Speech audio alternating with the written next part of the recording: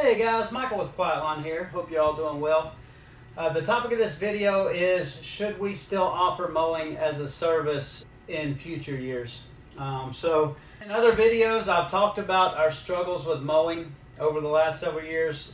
First off, trying to make mowing profitable. That's when we, kind of discovered, we talked with a consultant, Wayne Bowles, and we started looking at our numbers, and we figured out that we were mowing at a loss when we were running two-man crews and a big box truck and a big mower. That's when we switched to the Toyota Priuses and one-man crews. And while that's fixed several issues, one being profitability, other being making mowing easier to train new employees, because we simplified our mowers and got away from zero turns and stuff like that, and big trucks and trailers. Still, mowing is has a lot of challenges, and I'll talk about some of those. But we constantly look at what should we do with for the future of our business. Should we move away from mowing? Or should we continue to offer it? Let's look at some of the pros of mowing. One good pro of mowing, and I could argue that this is not true, but a lot of people say mowing is kind of your gateway service to sell other services. So, I sign up Mrs. Smith to mow her lawn for $40, and I end up selling her mulch, I end up selling her lawn treatments, I end up selling her Christmas lights and whatnot. So that's a big argument, that people say you use mowing as kind of your loss leader to get the other services. In my experience, I don't know if that's true or not. I don't know if it'd be easy just to sell her those other services anyways, but you can make an argument that it's kind of a gateway service to sell your more profitable stuff. Lower liability in general compared to other services like pest control or lawn treatments. The reason I say that is, you might break windows, you might break sprinkler heads, you might break a fence. I guess worst case scenario, you could hit, somebody could get injured. You could hit somebody with a rock and kill somebody. But that stuff is like 1 in a billion that you hear stuff like that. But it's lower liability than, treating lawns where you could destroy millions of dollars worth of sod in a short period of time. Lower liability than pest control, where you could get somebody sick, accused of getting somebody sick or a pet dying or something like that. So generally lower liability with mowing. It's a quick startup. This is one of the biggest benefits to mowing, especially if you're like us and we want to expand to other markets. Mowing, you can quickly pick up 50 or 100 customers and get enough work to get a business started, and keep yourself busy. But you could do that in, very easily in one summer. It's much slower when you need hundreds and hundreds of customers like you do with pest control or lawn treatments, lawn care, to get started. Now, I would also argue that I do see lots of pest control companies that know what they're doing, lots of lawn treatment companies that know what they're doing, that go into new markets and they're able to build $1 million business the first year. So, I think that can be overcame greatly with knowing how to market, knowing how to pick up customers and acquire customers. But in general, like I said, it's easier to get 50 or 100 people than it is to get 500-600 people. Less sophisticated competition.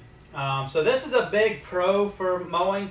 Most of the people, most of your competitors, they know very little about business. They don't know how to price their work, and you can say this is a con as well. But they don't know how to get customers. They don't know how to market their business. They don't know anything about websites and SEO. They don't know how to do estimates online. You're not generally dealing with lawyers and rocket scientists, in this industry. So it's a little bit easier if you are, you have some of those skills. It's a little bit easier for you to be able to build and establish a business in the market.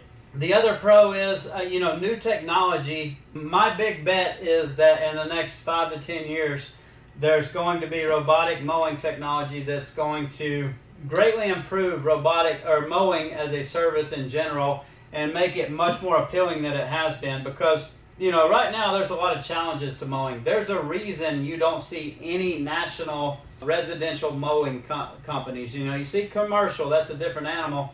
But as far as residential, you don't see any True Greens type companies in mowing. You don't see anything anywhere close to that. Very rare.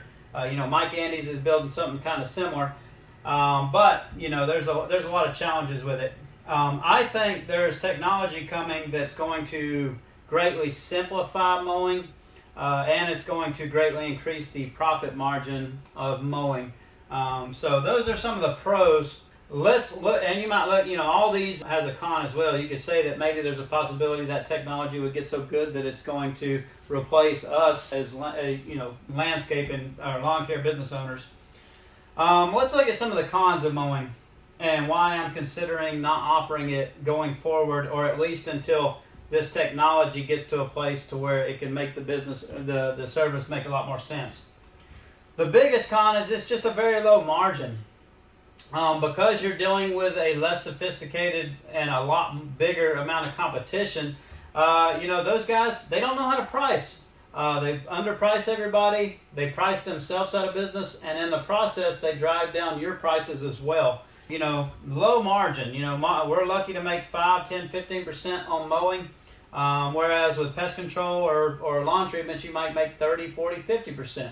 It's just a much lower margin. With that low margin, you have some of the highest capital expenditure required to get started in it.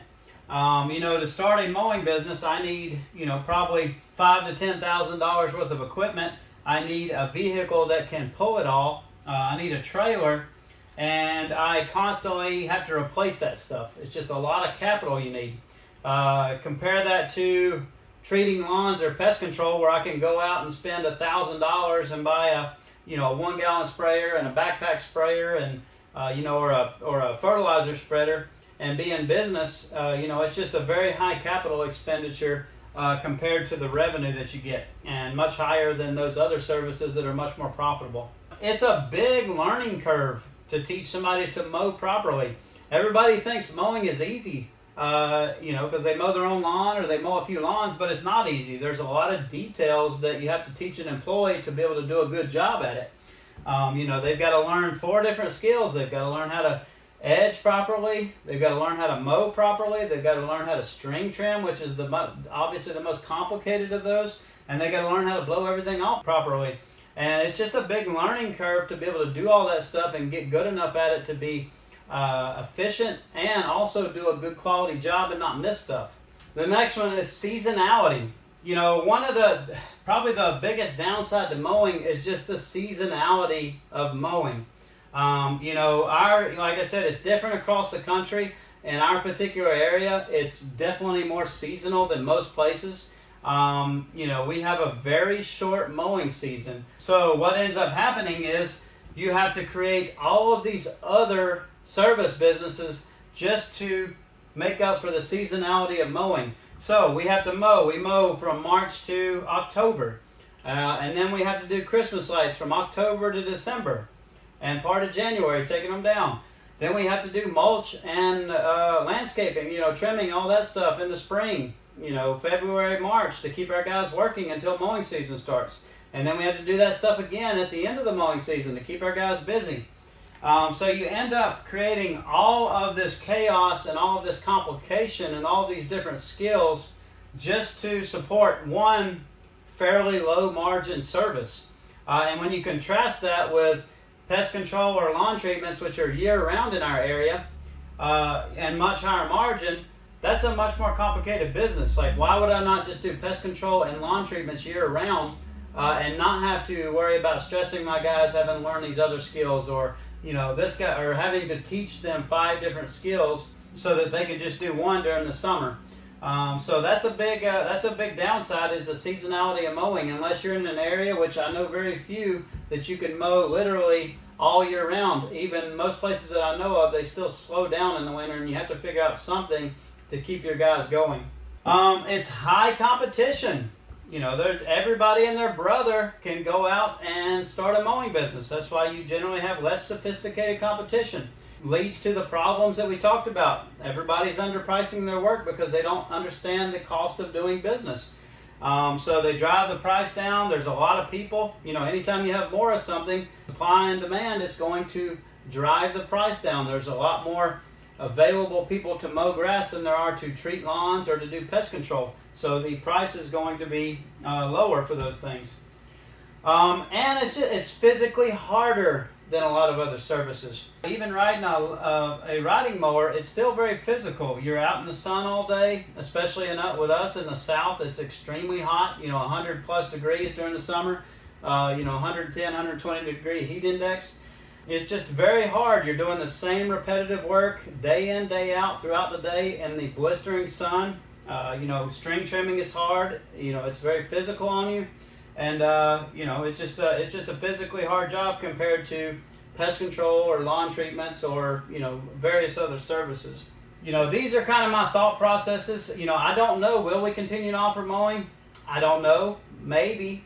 But every year I look at this as we continue to grow our revenue in other areas. And I'm like, hey, we're dealing with this is 95% of my problems and 5% of my bottom line. Why do we continue to offer this?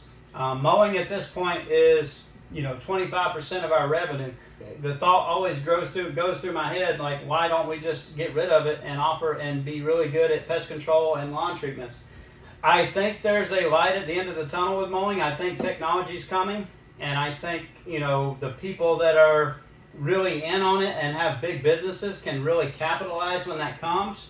But do I want to go through all of the hassle and headache for the next 5 to 10 years, hoping that stuff will come and make the business better? Or do I just want to dump it and go all in on those other areas that make a lot more sense as a business from a profitability standpoint and just, complication standpoint? But I always like to share with you guys what I'm thinking, how we're developing as a business, my thought process as we move forward. How we're refining things. I'd love to hear your comments below and your thoughts on this subject. And, I appreciate you all watching, and I'll talk to you in the next one. Thanks.